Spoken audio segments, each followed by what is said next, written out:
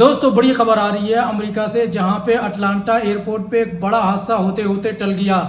अमेरिकी वायुसेना का सबसे ताकतवर KC-135 स्ट्रेटो टैंकर उड़ान भरने वाला था। उसी वक्त उसके इंजन में एक बड़ा धमाका होता है। ये जो ऑयल टैंकर है दोस्तों, ये हवा में ही जहाजों को रिफ्यूलिंग करता है। इस ऑयल टैंकर के इंजन में धमाका होने के बाद में एयरपोर्ट पे अफरा तफरी मच गई। जब ये ऑयल टैंकर उड़ान भरने वाला था, उसी वक्त में इसके इंजन में बड़ा धमाका होता है और आग लग जाती है। आपके स्क्रीन पे वीडियो आप देखें दोस्तों। Starting off slowly, very slowly now. Oh my god! Oh my god! That's an aborted takeoff! Holy sh! Oh my god! I cannot believe I just saw that. Yeah, you are. Cody 02. You want to make the left turn come up for me, then left on down? Oh man. वहीं पे दोस्तों लिबनान से बड़ी खबर आ रही है। लिबनान के अंदर 3 हफ्तों का सीज फायर होने के बावजूद भी इजराइल लगातार खतरनाक हमले कर रहा है। आज जो इजराइल ने लिबनान के ऊपर एयर स्ट्राइक किया, उसके अंदर 14 बेगुनाह लोग मारे गए हैं। इसके अंदर बच्चे भी शामिल है दोस्तों। इजराइल कातिल है बच्चों का। वार क्रिमिनल बेंजामिन नेतन्याहू लगातार सीज फायर का उल्लंघन कर रहा है। 3 हफ्तों का सीज फायर हुआ था हिजबुल्लाह के साथ में लिबनान में दोस्तों, लेकिन इजराइल सीज फायर को मानता ही नहीं। वही काम गाजा के अंदर भी कर रहा है। गाजा के अंदर भी सीज फायर होने के बावजूद भी इजराइल लगातार बमबारी कर रहा है। लिबनान के ऊपर भी लगातार खतरनाक बमबारी कर रहा है। सीज फायर का क्या मतलब है जब लगातार इजराइल के हमले जारी हैं? सीज फायर का ढकोसला ये लोग रचते हैं, नाटक करते हैं कि हम सीज फायर करना चाहते हैं, लेकिन इजराइल की हकीकत यही है कि वो बिना हमले के, बिना मासूमों का कत्ल किए नहीं रह सकता है मिडिल ईस्ट के अंदर में। वहीं दूसरी तरफ ये वार क्रिमिनल बेंजामिन नेतन्याहू बोल रहा है कि हिजबुल्लाह सीज फायर के शर्तों को नहीं मान रहा है, उसको मानने से इनकार कर रहा है। तो हम भी हाथ पे हाथ दे के नहीं बैठ सकते, हम भी उन तमाम हमलों का जवाब देंगे जो हिजबुल्लाह की तरफ से किया जाएगा।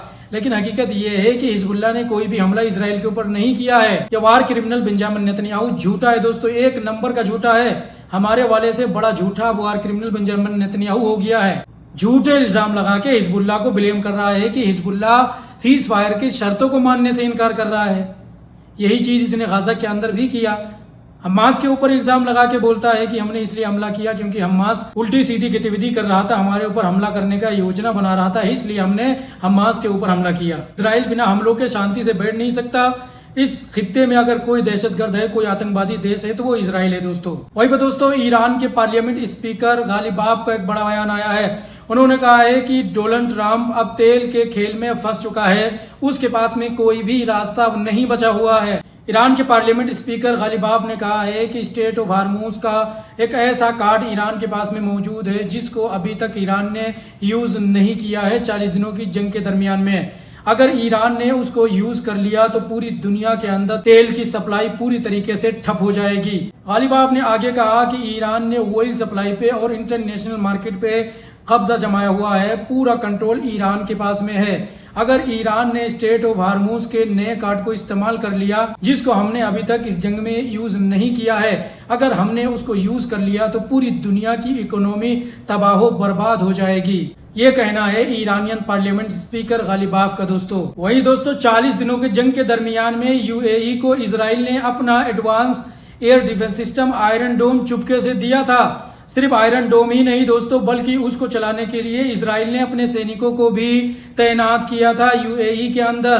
पूरे दुनिया के मुसलमान इसीलिए दूसरा इजराइल मिडिल ईस्ट के अंदर में UAE को मानते हैं। सऊदी अरब भी मिडिल ईस्ट के अंदर में दूसरा इजराइल UAE को मानता है, क्योंकि UAE पूरे तरीके से इजराइल के नक्शे कदम पे चलता है। जो चीज इजराइल कहता है वही चीज UAE करता है। जो चीज इजराइल में होती है वही चीज UAE के अंदर भी होती है। लेकिन अब ये साफ हो गया है इस खबर के मुताबिक कि UAE और इजराइल ने खुफिया तरीके से हाथ मिला लिया है और ईरान के खिलाफ में अंदर ही अंदर योजना बना रहे हैं हमला करने की। वहीं पे दोस्तों ईरान के मिनिस्ट्री ऑफ इंटेलिजेंस ने कहा है कि हमने उन तमाम हमलावरों को अरेस्ट कर लिया है जिन्होंने करमन शहर के अंदर रैली के दौरान में हमला किया था, गोलीबारी की थी।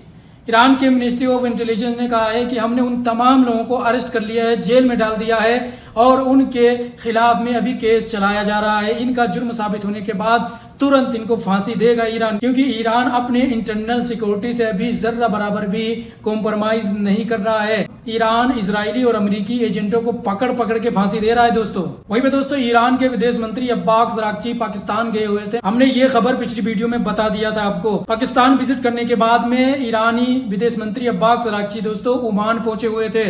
ओमान के बादशाह से मिले, उसके बाद में पता नहीं क्या बातचीत हुई, वो रिटर्न पाकिस्तान पहुंच गए हैं। हो सकता है ओमान और ईरान के विदेश मंत्री के बीच में कोई ऐसी बातचीत हुई हो जिस पे ईरान ने इत्तेफाक किया हो और ईरान के विदेश मंत्री दोबारा पाकिस्तान चले गए हैं, क्योंकि अमेरिकी डेलीगेशन भी पाकिस्तान पहुंचने वाली है।